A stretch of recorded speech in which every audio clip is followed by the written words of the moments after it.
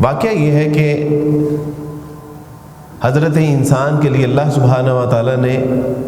اسلام کو اتنی بڑی نعمت بنا کے اس کائنات میں انسانوں کے لیے اس کا انتخاب کیا کہ جس کا ہم کبھی اندازہ بھی نہیں کر سکتے، جس کا کبھی ہم تصور بھی نہیں کر سکتے۔ ہم دیکھتے ہیں کہ رسول اللہ صلی اللہ علیہ وسلم جب جزیرہ نما عرب میں تشریف لائے تو اس کا حال اگر آپ تفاسیر اور تاریخ کی کتب کا مطالعہ کرتے ہیں تو آپ کو اندازہ ہوتا ہے کہ ہر طرف شرک اور کفر کے اندھیرے چھائے ہوئے تھے، اور معاملہ ایسا تھا کہ کہیں لات، منات، عزا، نائلہ یا غوث کی عبادت کی جاتی تھی، اور کہیں پر چاند، ستاروں کی اور آگ کی پرستش کی جاتی تھی۔ اور اس میں ایک بہت بڑا طبقہ ایسا بھی تھا کہ جو نہ بتوں کی عبادت کرتا تھا اور نہ اس کا رجحان حقیقی الہ کی طرف تھا۔ ہر طرف کفر تھا یا شرک تھا یا الہات تھا۔ اللہ سبحانہ و تعالیٰ جس نے کائنات کا ایک نقشہ نہیں بلکہ اس کو وجود بخشا، وہ کائنات کا خالق، مالک، رازق، حقیقی معبود، اس کے ساتھ فرشتوں کو بیٹیاں اور بیٹے تصور کیا جاتا، وہ جو ہر چیز سے بے نیاز ہے، رشتوں سے پاک ہے، وہ جس کو کسی چیز کی احتیاج نہیں، نہ کسی چیز کا محتاج ہے، اس کے ساتھ ہم نے چھوٹی چھوٹی چیزوں کو جو ہے وہ شریک کر دیا کہ یہ ان کے لیے وسیلے کا کام کرتی ہیں۔ رسول اللہ صلی اللہ علیہ وسلم آئے تو فرمایا کہ سنو انسانوں، تمہاری کامیابی اور کامرانی اس میں ہے کہ جو تمہارا خالق ہے، مالک ہے، رازق ہے، جس نے تمہیں ماں کے پیٹ میں رنگ، روپ، شکل و صورت عطا فرمائی، جس نے اس میں خوراک عطا فرمائی، جس نے بعد میں تمہیں ہڈیاں اور گوشت کا ایک انسان بنا دیا، اس کے بعد ایک تناور جسم عطا فرمایا، جس نے رنگ روپ عطا فرمایا، جس نے طاقت، خوب قوت عطا فرمائی، سوچنے سمجھنے کی صلاحیت عطا فرمائی۔ دیکھو خالق، مالک، رازق وہ ہے، اسی ایک الہ کی عبادت کرو، کامیابی اور کامرانی تمہارا مقدر بن جائے گی۔ کتنی بڑی نعمت! اگر یہ اسلام نہ ہوتا تو کیا آج ہم بتوں کے آگے سجدہ ریز نہ ہو رہے ہوتے؟ یہ اسلام نے بتایا کہ there is no God but اللہ سبحانہ و تعالی، کوئی الہ حقیقی نہیں ہے ماں سوائے اللہ سبحانہ و تعالی کی ذات اقدس کے۔ اور پھر اللہ سبحانہ و تعالی نے بتایا کہ افلا تدبرون، کہ تم غور و فکر کیوں نہیں کرتے؟ افلا تعقلون، کہ کہاں تمہاری عقلیں مری جا رہی ہیں؟ افلا تبصرون، اوے تم دیکھتے کیوں نہیں؟ دیکھو آسمان، زمین، اگر اس میں اللہ کے سوا بھی کوئی الہ ہوتا تو یہ آپس میں باہمی تصادم کا شکار نہ ہو جاتی چیزیں۔ آج ماہر فلکیات اپنا سر پکڑ کے بیٹھے ہوئے ہیں کہ اگر یہ سب کچھ جو اس دنیا میں، اس کائنات میں ایگزسٹ کرتا ہے، اگر یہ سب کچھ سسٹمیٹیکلی ہے، یہ بس ایک بگ بینگ ہوا اور اس کے بعد چیزیں اپنے مدار میں آئیں اور چلنا شروع ہو گئیں، تو یہ کیسے، یعنی ہر چیز اپنے مدار میں، اپنے پورے نظم کے ساتھ، اپنی پوری ترتیب کے ساتھ، ہاؤ اٹس پاسبل؟ اس کا مطلب ہے کہ نہیں، اس کے پیچھے کوئی ہے۔ تو اللہ غور و فکر کرنے کی دعوت دیتے ہیں۔ ان فی خلق السماوات والارض واختلاف اللیل والنہار لآیات لأولی الالباب، غور تو کرو اس میں، زمین اور آسمان میں دیکھو، یہ اللہ سبحانہ و تعالیٰ ایک سمندر ہے، اس میں سے ویبریشن، اس پانی کی بھاپ اٹھتی ہے، وہ جو ہے وہ رین ڈراپ بنتے ہیں، زمین پر گرتے ہیں، زمین اس کو جو ہے وہ اپنے اندر سمو لیتی ہے، اس کے اندر جو اللہ سبحانہ و تعالیٰ نے بیج رکھے ہیں اس کو تری ملتی ہے، وہ کومپل نکالتی ہے، کومپل کے بعد اپنا ایک تنا نکالتی ہے، پتے، اس کے اوپر پھل لگنا شروع ہو جاتا ہے، اور وہ پھل دیکھو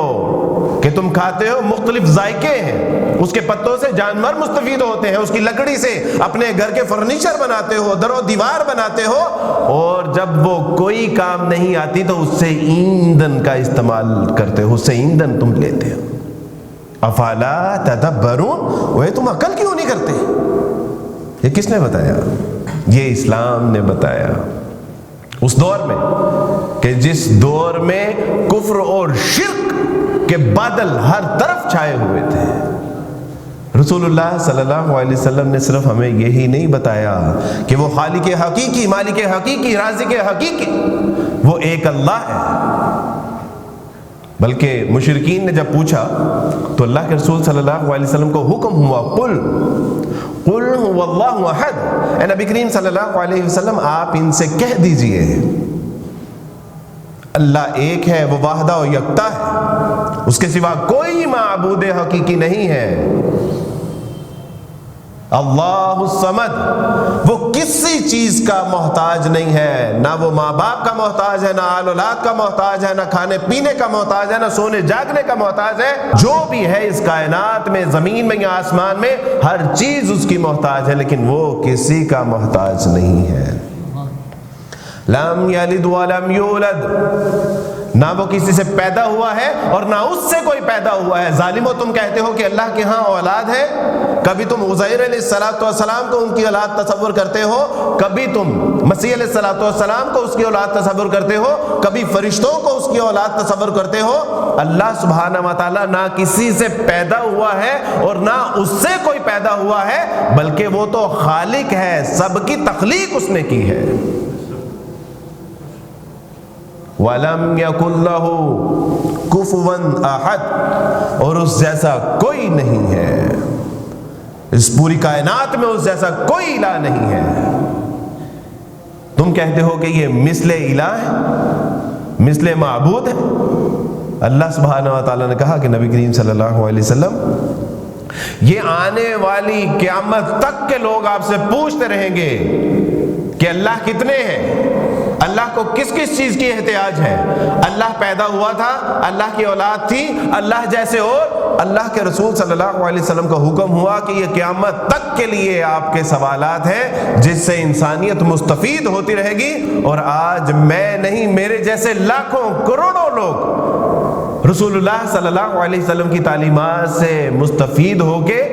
ہلکا بگوش اسلام ہو رہے ہیں۔ الحمدللہ، اسلام اتنی بڑی نعمت ہے ہمارے لیے۔ اسلام نے ہمیں بتایا کہ دیکھو اس دنیا میں اللہ سبحانہ و تعالیٰ نے بہترین رشتے بنائے ہیں، جس میں ایک رشتہ ماں باپ کا بھی ہے۔ وہ ماں باپ جو دنیا میں تمہارے آنے کا ذریعہ بنتے ہیں، وہ ماں باپ کہ جو گیلے پہ خود سوتے ہیں، خشک پہ تمہیں سلاتے ہیں، وہ ماں باپ کہ جو چھاؤں میں تمہیں چلاتے ہیں، دھوپ میں خود چلتے ہیں، وہ ماں باپ جو اپنی طاقت قوت تمہارے اندر انجیکٹ کر کے خود ضعیف ہو جاتے ہیں، وہ ماں باپ جو اپنی ہڈیوں کا گودا تمہارے ہڈیوں میں بھر دیتے ہیں اور خود بوڑھے ہو جاتے ہیں، تمہیں جوان کر دیتے ہیں، تمہیں اتنا جو ہے وہ تند و توانا کرتے ہیں کہ تم صنوبر کے درخت کی مانند تناور درخت بن جاتے ہو اور وہ ایک خشک چھال کی طرح جو ہے وہ مڑ جاتے ہیں۔ وہ ماں باپ جو اپنے منہ کا نوالا تمہارے منہ میں ڈالتے ہیں، وہ ماں باپ جو بیمار ہو جاؤ تو ساری رات تمہارے سرانے بیٹھ کے دعائیں کرتے رہتے ہیں، وہ ماں باپ جو اپنی زندگیاں تمہارے اوپر انویسٹ کر دیتے ہیں اور خود خالی ہاتھ بڑھاپے میں بیٹھ جاتے ہیں، ان ماں باپ کی قدر و منزلت اسلام نے بتائی۔ فَلَا تَقُلْ لَهُمَا أُفٍّ،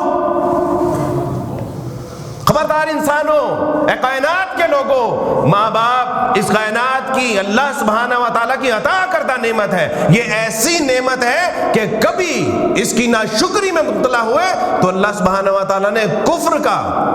عذاب بھی آخرت میں تیار کر رکھا ہے، شرک کا عذاب بھی آخرت میں تیار کر رکھا ہے۔ لیکن کبھی کسی نے اگر ماں باپ کی حکم عدولی کی، نافرمانی کی، توہین کی،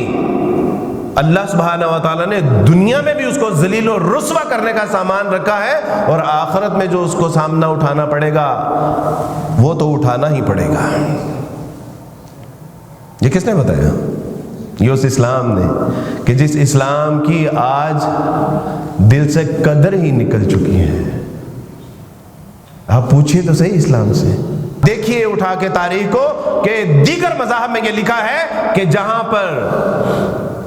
تم غیر اقوام کے ساتھ جنگ و جدل کرو تو ان کی کوئی ذی نفس چیز کو زندہ نہ چھوڑنا۔ جب ان کے ساتھ جہاد اور قتال کرو تو ان کے مردوں کو، ان کے بوڑھوں کو، ان کی عورتوں کو، ان کے بچوں کو، ان کے مذہبی رہنماؤں کو، ان کی عبادت گاہوں کو، ان کے کھیت کھلیان کو، ان کے باغات کو، ان کے چوپایوں کو، ان کے ریوڑوں کو تہس نہس کر دینا، کوئی چیز زندہ نہ چھوڑنا۔ اور کہتے ہیں کہ اسلام تلوار کے زور پہ پھیلا، اور اسلام نے کیا پیغام دیا؟ اسلام نے کہا کہ دیکھو، جب دشمنوں کی، اللہ اور اس کے رسول صلی اللہ علیہ وسلم کے دشمنوں کی، کہ جو تمہارے اوپر تلوار اٹھائیں، اسلام کو نقصان پہنچائیں، اللہ اور اس کے رسول کے ساتھ بغاوت پہ اتر آئیں، جب ان کی گردنیں مارو تو صرف انہی کی گردنیں مارنا جو تمہارے خلاف محاذ آرائی پر اتر آئیں۔ دیکھو، عورتوں کو نقصان نہ پہنچانا، بوڑھوں کو قتل نہ کرنا، بچوں کو قتل نہ کرنا،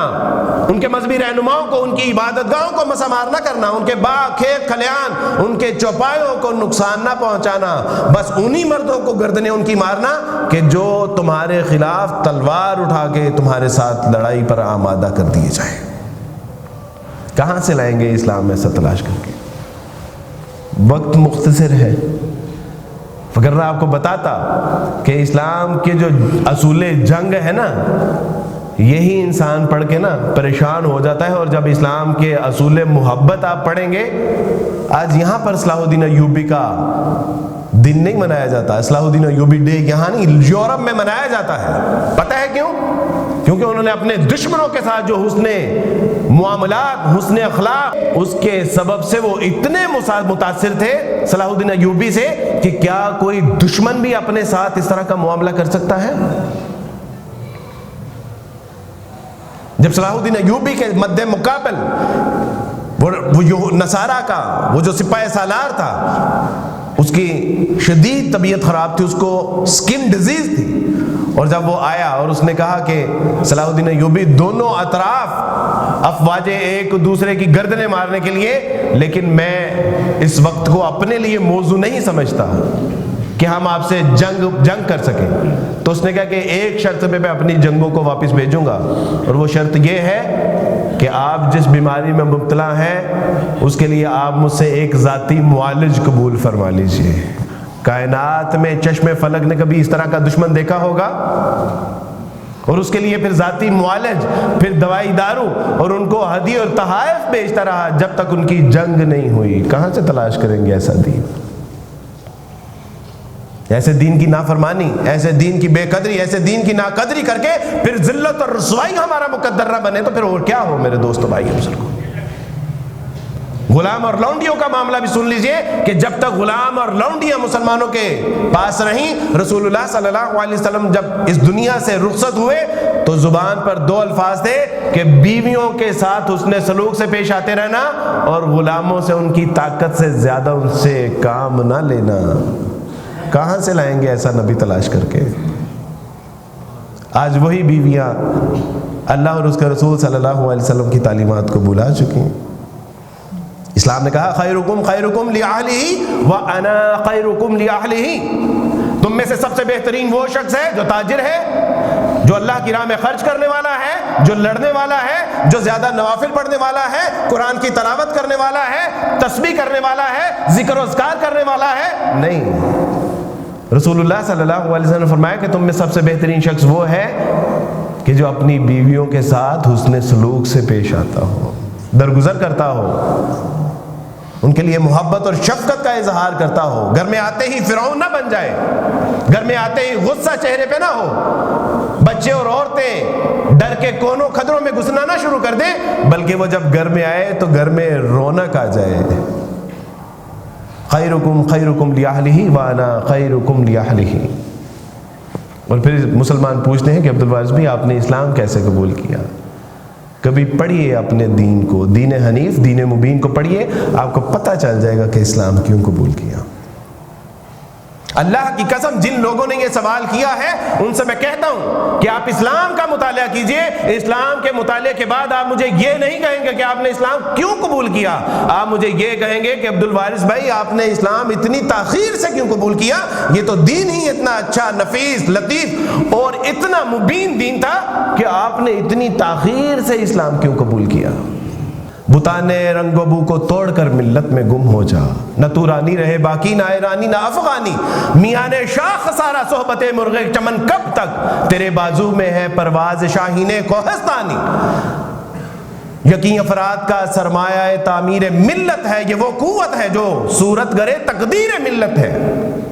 यकीन मुहकम अमल पे हम मोहब्बत फातिह आलम जहाद जिंदगानी में है ये मर्दों की शमशीरें। सबक फिर पढ़ सदाकत का, अदालत का, शुजाअत का, लिया जाएगा तुझसे काम दुनिया की इमामत का। अल्लाह सुब्हानहू व तआला के हजूर अब भी हमारे लिए तौबा का दरवाज़ा खुला है। अल्लाह सुब्हानहू व तआला हमें ऐसी सच्ची पक्की अच्छी तौबा करने की तौफीक अता फरमाए कि जो अल्लाह को मतलूब है, महबूब है, मकसूद है।